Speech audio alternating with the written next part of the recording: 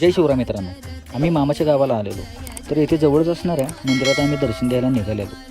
गावाला आले की इकडे येतोच आम्ही. जाताना मंदिराची कमान होती म्हणून रोड समजला, नाहीतर गेलो असतो पुढं.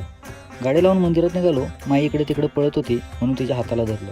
मंदिर बारीक आहे पण प्रसिद्ध आहे लय. या मंदिराच्या विहिरीचे पाणी डोक्यावर घेऊन आंघोळ करायची होती. माई म्हणत होती गार लागते नको. तेथून आम्ही मंदिरात आलो. तिघांनी पण दर्शन घेतलं आणि बाहेर पडलो. ऊन लागत होतं म्हणून सावलीला थांबलो. माईला खेळायला गवत पाहिजे होतं म्हणून माझ्या खिशात टाकले. तेथून आम्ही नरदूचा किल्ला बघण्यासाठी गेलो. काही क्षणासाठी वाटलं उगंच आलो इकडं, पण ठीक आहे बघू आतमध्ये जाऊन म्हटलं. किल्ला लय जुना होता. या किल्ल्याला 114 बुरुज आहेत असं समजलं.